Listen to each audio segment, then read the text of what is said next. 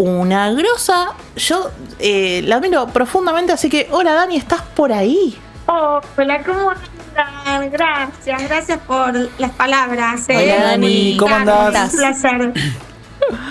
El placer es nuestro, Dani. Total. ¿Te escuchás bien? Sí. Sí. ¿Ustedes Perfecto. me ven bien? ¿Me escuchan bien? Perfecto, todo bien. Marien, Fran, Vicky, te saludamos acá en el aire de la 97 UNE. Un placer, chicos, gracias por el espacio para hablar de estas temáticas que son fundamentales. No, gracias a vos también, porque además su Instagram está estallado. O sea, la cantidad de seguidores que tiene Dani, yo no les puedo explicar la cantidad de actividad, porque además has de subir unos contenidos hermosos. Full canje. Sí, mucha actuación. Mucho también actúa como escenas súper interesantes, incluso con Don Johnny, su pareja. Sí. Ahí va. Y está buenísimo porque habla de temas que por ahí a nosotros quizás no nos toca tan de cerca, hasta que de repente nos pasa por algún conocido o alguien y nos ponemos a pensar que el mundo no está tan preparado para la gente con discapacidad. Entonces, bueno, para eso está Dani hoy, para contarnos un poco su experiencia. Y lo primero que te quiero preguntar es, tu historia y qué te llevó a acercarte al activismo. Claro. Bueno, mira, vuelvo a lo que dijiste, ¿no? En realidad pensamos en discapacidad cuando nos toca, Uh-huh. y no debería ser así. No. Lamentablemente vivimos todavía en una sociedad que se preocupa, en este caso, de diversos temas, ¿no? Pero en este caso hablamos de discapacidad cuando me afecta o le afecta a un familiar, o lo tengo más cercano, o lo tengo que tratar porque, bueno, la empresa, ¿no? Uh-huh. Pero en realidad no lo tengo como naturalizado, no es una sociedad que tenga naturalizada a la discapacidad, o por lo menos no la tiene naturalizada desde el modo en que yo quiero que esté naturalizada, que es desde la diversidad. En realidad, históricamente se concibió a las personas con discapacidad como personas falladas, uh-huh, como personas que tienen un problema, que no valen, que están defectuosas, ¿no? Entonces, venimos de una historia de exclusión de muchos años. Pero hoy en día, en 2023, necesitamos cambiar este chip, necesitamos cambiar esta concepción que es muy obsoleta. Y entonces mi rol en las redes sociales empezó hace 5 años, cuando, siendo una persona con discapacidad y mujer con discapacidad, yo nací con una condición que se llama artroliposis múltiple congénita. No prueben nombrarla porque no van a poder. Es una condición compleja de las enfermedades raras o poco frecuentes, y que afecta a las articulaciones, generando contracturas. Esto hace 39 años fue un panorama muy difícil. Lo primero que le dijeron a mi mamá y papá es, bueno, háganse la idea que esta niña no va a caminar, que no va a tener una vida autónoma. En ese momento no se hablaba ni de inclusión, ni de discapacidad, ni de diversidad, de nada, ¿no? Entonces fue toda una lucha, llevamos adelante junto a mi familia, hicimos un buen equipo para tener las mejores herramientas de las condiciones. Atravesé mis 15 cirugías, tratamiento, bueno, todo lo que hoy no se nota porque deambulo, porque pude caminar. Sí. De ahí que en las redes hablamos mucho de esto de diagnóstico no es destino, ¿no?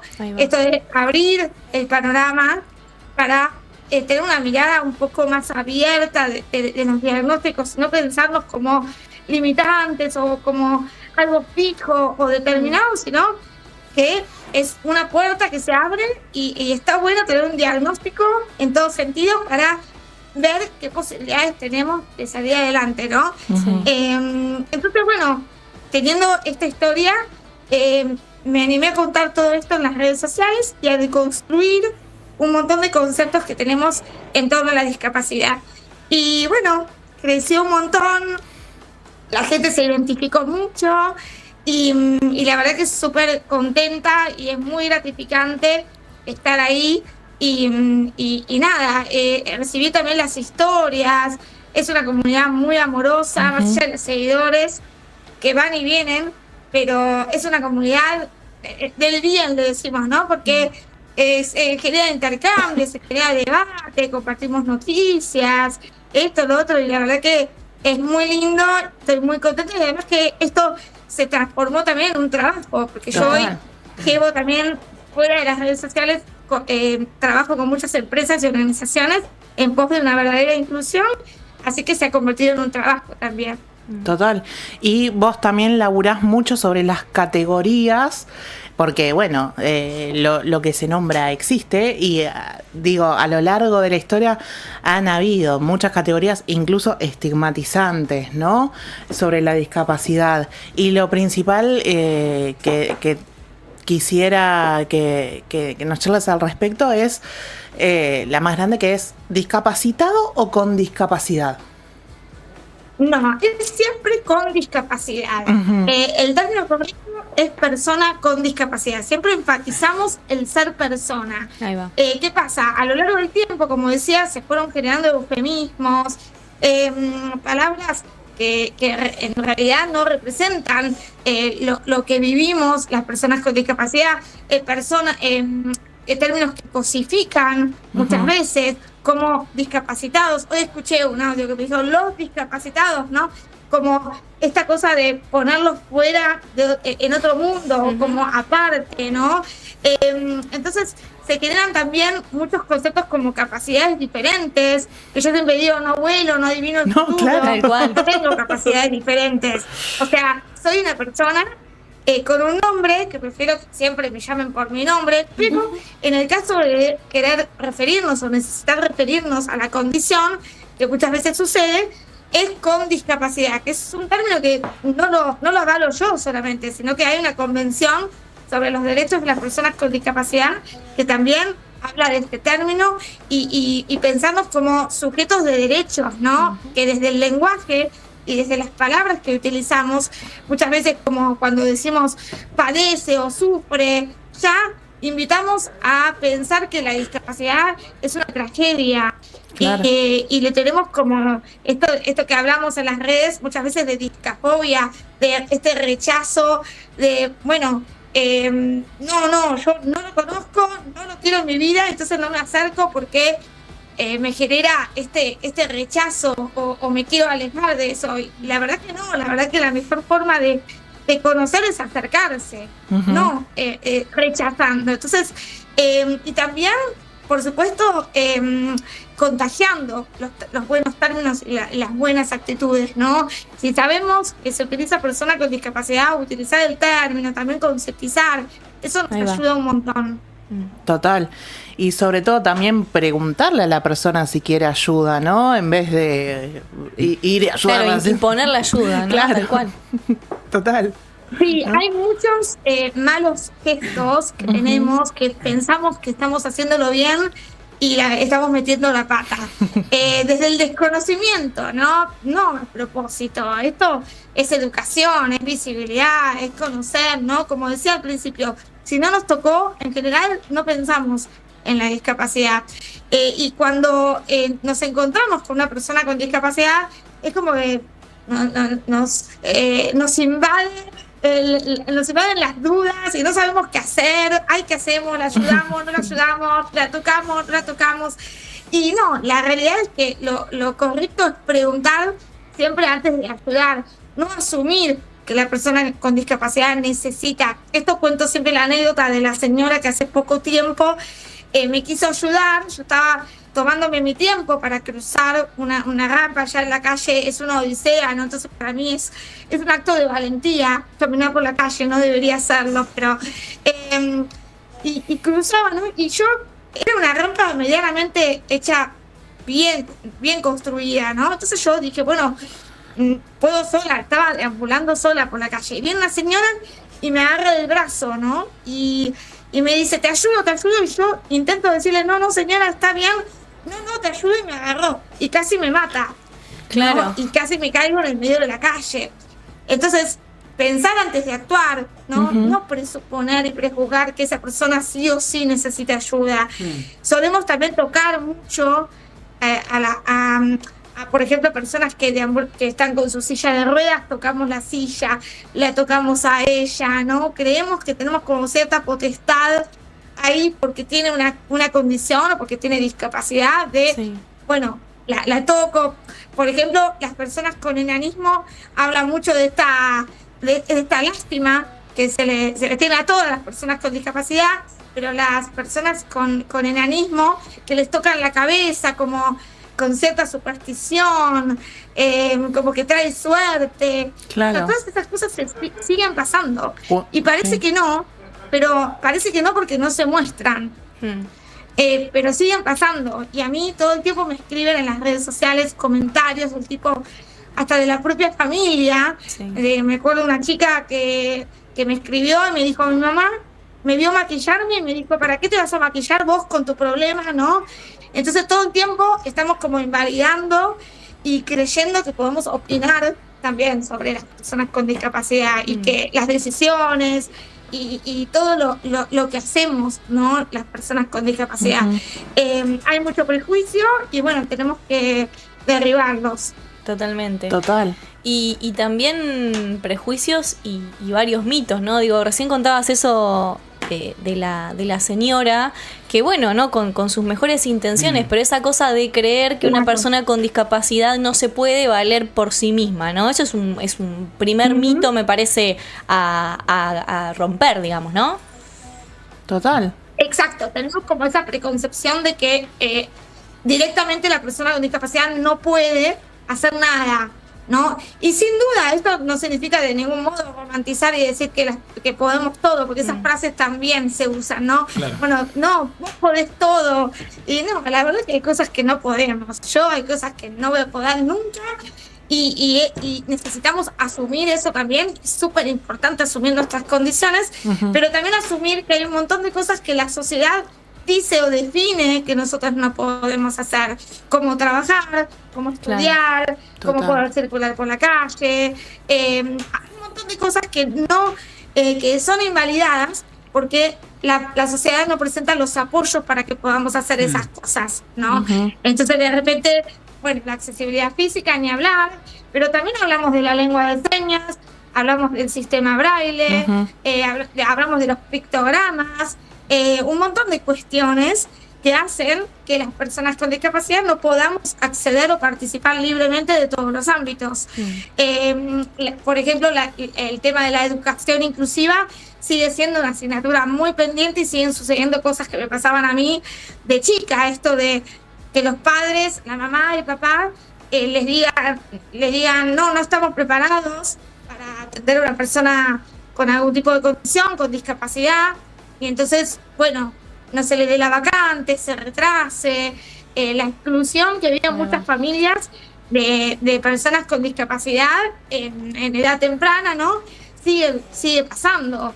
La falta de inclusión laboral, una de las mayores barreras que tenemos las personas con discapacidad es la inclusión laboral, en el ámbito laboral. Todavía las empresas y organizaciones están como diciendo, ay, pero me da miedo, ay, pero y si no es productiva y me va a traer pérdida, y bueno, un montón de prejuicios y mitos que siguen muy instalados. Luego hay un montón de tabúes también, de pensar que somos asexuadas, de que no podemos tener pareja, o nuestra pareja necesariamente tiene discapacidad. Eso a mí me pasó porque mi marido no tiene discapacidad, y por eso ahí decían que él aparece mucho en la cuenta, porque visibilizamos esto, ¿no? De que la persona con discapacidad no necesariamente está con alguien que tiene discapacidad, ¿no? Claro. Eso también es un mito que todo el tiempo se está instalando, y los medios de comunicación también visibilizan siempre como muy desde la pena y la compasión. Entonces necesitamos como desprendernos de todas estas miradas. Claro, total, o vos comentabas en tu Instagram también que incluso capaz a tu pareja se lo piensa como, ay, pobre, o le tiene lástima, o la eligió porque no sé, y es como, se enamoraron, son dos personas que se enamoraron y vos tenés discapacidad, y bueno, qué sé yo, y él tiene el pelo corto, o sea, está bien. Totalmente válido. Yo te quería preguntar, ¿qué opinión te merece la etiqueta de normalidad? Bueno, es una pregunta interesante. Ya sabemos que lo normal en realidad no existe. No. El concepto de normalidad es totalmente subjetivo y lamentablemente también históricamente se ha relacionado a la discapacidad como lo no normal. Ujú. Estamos muy instalados y está muy atravesada la sociedad por los ideales y los parámetros establecidos de normalidad, ¿no? Y en discapacidad nos sucede mucho eso, sobre todo cuando atravesamos variables como género, que también suelo hablar mucho de mujeres con discapacidad, y esto que de estar todo el tiempo siendo comparadas con ese cuerpo ideal o normal, entre comillas, que es visibilizado y es mostrado todo el tiempo. Ahora se viene el verano y vamos a ver mucho de esto de, bueno, llegar al verano y a las mujeres con discapacidad nos pasa de que, por ejemplo, en publicidades nunca estamos, ¿no? Claro. Y cuando hablamos de género y discapacidad no solemos estar las mujeres con discapacidad. De a poquito tenemos algunos avances. Por ejemplo, recientemente me enteré que Victoria's Secret, que es una marca totalmente cuestionada y que la verdad que no se ha portado muy bien históricamente tampoco, ahora está sacando una línea adaptada para mujeres con discapacidad. Entonces como que lentamente se va como cambiando esto, pero vamos muy lento. Yo creo que la normalidad, como dije, no existe. Tenemos que apostar a la diversidad, ¿no? Tenemos que pensar a apelar a que todos somos diferentes, pero merecemos igualdad de oportunidades y que todos los cuerpos de las personas valemos, ¿no? Sí. Sin importar las condiciones, la situación, las características que tengamos. Así que me parece que estamos, digamos, necesitamos urgentemente reemplazar normalidad por diversidad. Total. Para que sea un mundo distinto al que tenemos. Ujú. Total. Y también estaba pensando, bueno, yo tengo trastorno de la ansiedad generalizado, diagnosticado por la psicóloga, y me pasa que de repente necesito ciertas ayudas que yo no pensé que iba a necesitar y cuesta un montón también, como decir, opa, porque hay como todo un mito acerca de lo autónomo, lo independiente y lo de la individualidad, que en realidad debería tirar más para la singularidad y para decir, bueno, todos somos diferentes, algunos necesitamos más ayudas que otros, Claro. pero también es válido recibir y pedir ayuda, ¿no? Yo te quería preguntar también por otra gran etiqueta que es el de la enfermedad, ¿no? Bueno, sí, es un concepto muy, muy vinculado a discapacidad.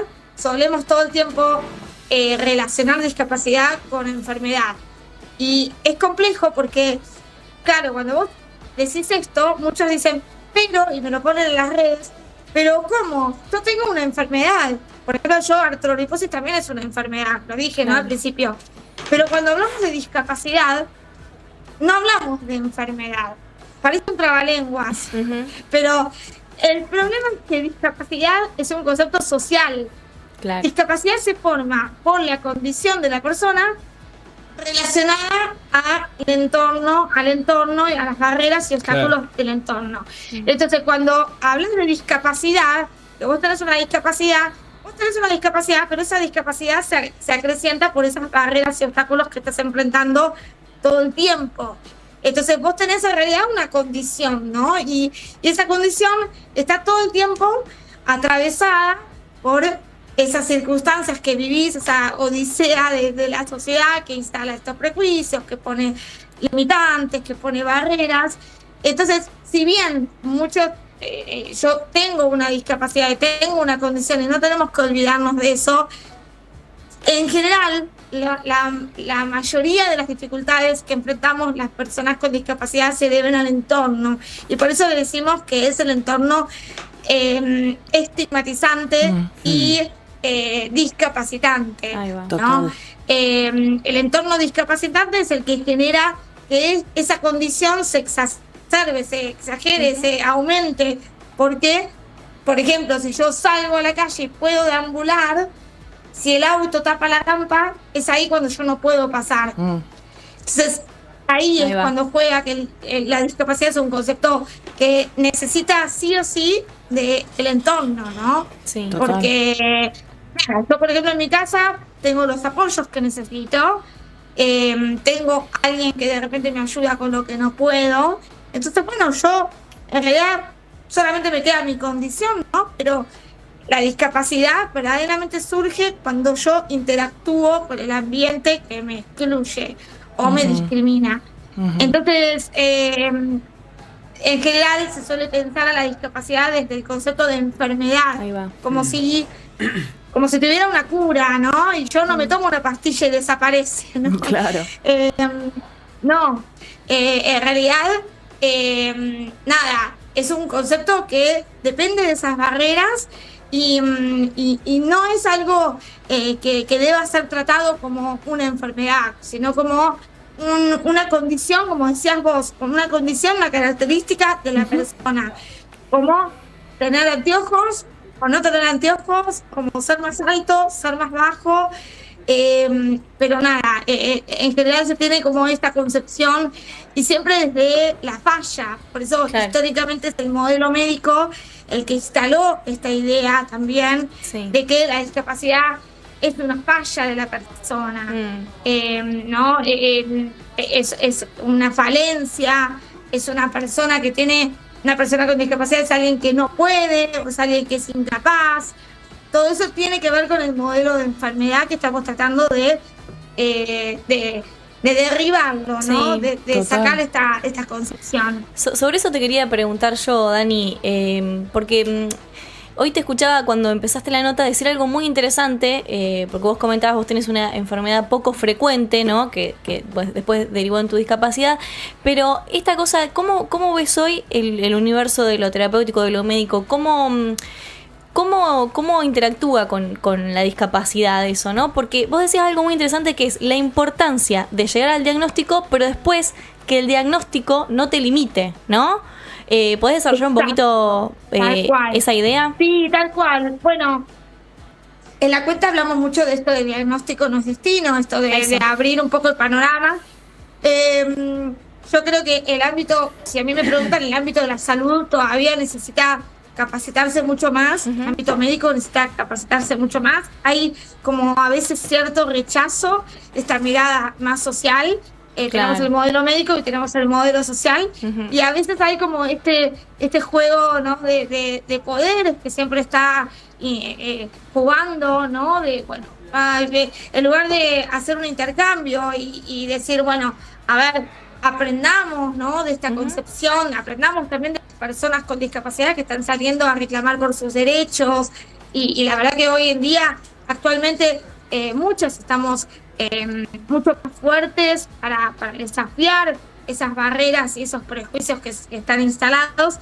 Me parece que el ámbito de la salud o el ámbito médico un poco se queda a veces atrás en esto, si bien depende el debate y depende el lugar que estemos analizando, ¿no? Pero me parece que es fundamental que tanto las personas que no tienen discapacidad, digamos, la sociedad en general, pueda ampliar la mirada de un diagnóstico para empezar a pensar que no es una persona fallada, no es una persona que no puede, ¿no? Que el diagnóstico no es algo negativo, sino que es algo que le da activa de los diagnósticos. Es como que tener un diagnóstico es malo. No, tener un diagnóstico siempre es bueno. Lo que pasa es que después se le carga ese diagnóstico con muchas etiquetas. Que no puede, no es capaz, no va a llegar. Sobre todo esto en el ámbito educativo, por ejemplo, ¿no? A mí, de chiquita, el profesor de gimnasia le decía a mi mamá, no puede hacer nada, ¿no? Y bueno, eso venía de un diagnóstico cargado de etiquetas negativas, estigmatización, y ahí, bueno, el profesor no sabía qué hacer porque había algo diferente, ¿no? Había una persona diferente. Y bueno, estas cosas siguen sucediendo y no, en 2023 ya tenemos que pensar que los diagnósticos son un camino de una persona que tiene que atravesar ciertas circunstancias, pero de ningún modo es algo limitante o de repente no va a ser fijo ese diagnóstico, ¿no? Por ejemplo, a mí me dijeron que no iba a poder caminar y después caminé, ¿no? Entonces, no pensarlos como algo fijo o determinado, sino abrir el panorama para pensarlos más como una puerta. A mí me gusta hablar mucho de puertas, ¿no? Puertas abiertas, puertas como de oportunidades, ¿no? Y un camino. Sí. Total, un diagnóstico como una hoja de ruta para saber qué hacer con lo que te pasa, ¿no? Exacto. Y lamentablemente muchas familias reciben del ámbito médico esta mirada como más peyorativa, como que no, e incorporan eso y se lo transmiten a los niños y niñas con discapacidad. Hoy dijiste y algo esas muy lindo. infancias son educadas bajo ese paraguas de no va a poder, de no vas a llegar, ¿no? Entonces es muy importante abrirnos, ¿no? Claro. a toda esta mirada más centrada en las posibilidades que en las falencias o en las debilidades. Ahí va. No, yo decía que hoy usó la palabra equipo y me pareció como muy, muy amorosa la imagen de que nada, que el nicho familiar entienda y acompañe y apoye.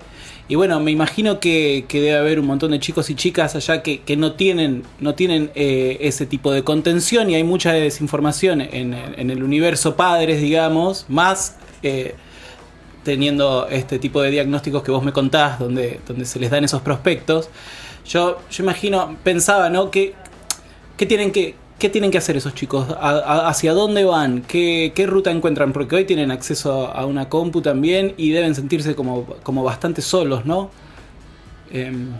Sí, bueno, rescato varias cuestiones de lo que mencionás y totalmente, la familia como sostén es fundamental. Esto de, yo en las redes cuento mucho sobre el ámbito familiar y cómo me ayudaron. Y esto de no retener, contener, pero no retener. Esto siempre fue fundamental a lo largo de cada estadio y cada etapa de mi vida. Claro. Siempre cuento la anécdota de mi papá, que yo quería salir a la calle, estaba en los postoperatorios, yo ya no aguantaba más estar en mi casa, y les planteé a mi mamá y mi papá y le dije, quiero salir, aunque sea 1 cuadra, 1,5, lo que pueda caminar por la calle. Bueno, pálidos ellos, ¿no? Porque eran mis primeras veces saliendo.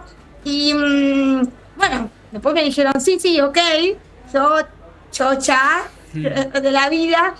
Y más adelante, años más tarde, mi mamá me dijo, vos creíste que saliste sola. Vos no saliste sola. Tu padre se escondió, te iba persiguiendo. Entonces, esto de pensar en el potencial de los integrantes con discapacidad, en los hijos, los padres sobre todo, ¿no? Las madres, los padres, que tienen que pensar a futuro, en las mejores oportunidades, porque muchas veces el duelo invade y pensamos solamente en ese momento presente que estamos o recibiendo el diagnóstico o nada, algo salió mal o bueno, no se alcanza todo lo que se quisiera, y nos quedamos en ese momento y no pensamos en los pasos siguientes, no pensamos en lo que va a venir. Entonces es fundamental siempre en el presente incentivar todo esto que yo le cuento a las familias, ¿no? Incentivar la creatividad, la autonomía, la independencia, claro, para no quedarse en ese frasquito de, bueno, te quedás acá rodeado de médicos y no salís. No, la vida de una persona con discapacidad desde niña tiene que ser socializar, jugar, entretenerse, tener amigos con y sin discapacidad y fomentar, o sea, la familia que tenga que fomente eso, ¿no? Claro. Porque si no, fomentamos como adultos con discapacidad que no son capaces de defender sus derechos, ¿no? Para defender tus derechos tenés que saber desde chiquito que vos valés. Y eso te lo dice tu familia. Y lo mamás desde chico, desde tu familia. Entonces, si vos tenés una mamá y una papá que te está todo el tiempo diciendo lo débil que sos, no vas a cultivar fortaleza, vas a construir debilidad y no te vas a hacer fuerte para una sociedad que te necesita fuerte para defender esos derechos vulnerados, ¿no? Claro. Así que eso es fundamental, ser equipo con la familia, que la persona ponga, obviamente, de lo suyo, pero la familia que también ahí esté incentivando y todo el tiempo presente, ¿no? Para remarcar las fortalezas. Sí, muchas veces también pienso que el tiempo, las cuestiones de tiempo son nuestros propios enemigos, ¿no? Porque quizás lo que necesita yo entiendo que la discapacidad plantea muchísimas incógnitas y por ahí si tratamos de interactuar con una persona con discapacidad, por ahí no sabemos desde dónde y entonces nos entra el miedo, la inseguridad y a veces es cuestión de ir probando y de entender que hay que dar el tiempo que sea necesario para entre los dos ir descubriendo qué se necesita. Me parece maravilloso esta anécdota que contaste con tu papá escondiéndose por ahí, porque es eso, ¿no? Imagino que también es ir probando, porque más allá del diagnóstico y de lo que se sabe y de la misma información, no dejas de ser una persona con necesidades muy particulares, que nada, en eso, en el compartir y en el tiempo se va descubriendo, ¿no? Totalmente. No quedarse con eso de bueno, hasta acá llegamos. No, en realidad mis padres, y en conjunto con mis hermanas, que tengo 2 hermanas mayores, también se han propuesto ir paso a paso, ¿no? Sin saber mucho para dónde iban, porque en realidad en esa época, la verdad que no abundaban los recursos, todo lo contrario. Totalmente. No existía ni siquiera internet. Sí. O sea que recibir el diagnóstico, ampliar la discapacidad en esa época, en los 80, era muy complejo, pero la verdad que no tenían poderes. Eso yo también lo escribo mucho en las redes. No tenían poderes. Hicieron lo que pudieron, les salió muy bien, pero han intentado y eso... en el intento fueron armando las respuestas también, ¿no? Claro. Bueno, han probado de todo. Yo he hecho desde terapia ocupacional hasta deporte, hasta terapia física, hasta han intentado psicología también. Después el psicólogo dijo, no, esta nena no lo necesita y ya. Pero de todo, ¿no? De todo tipo de terapias. Y porque han ido intentando lo que era mejor para mí, ¿no? Y no se han quedado con una postura médica tampoco, sino que han atravesado un montón de miradas para llegar a lo mejor, ¿no? Y entonces, pero siempre estuvo eso de no retener, de no quedarse y encasillarse en los no, digamos, sino y verme a mí como desde mi potencial, no solamente desde mi potencial, sino como persona, ¿no? Como persona igual a mis hermanas, con mis particularidades, como ustedes dijeron, ¿no?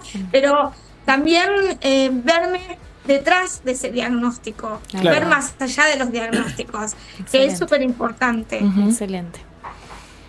Bueno, maravillosa charla. Hermosa charla, la verdad que sí, Dani. Sí. Hermosa. Muchas gracias. Por si alguien recién se prende y estuvo preguntándose del otro lado con quién estábamos charlando con Daniela Asa, activista por los derechos de la gente con discapacidad.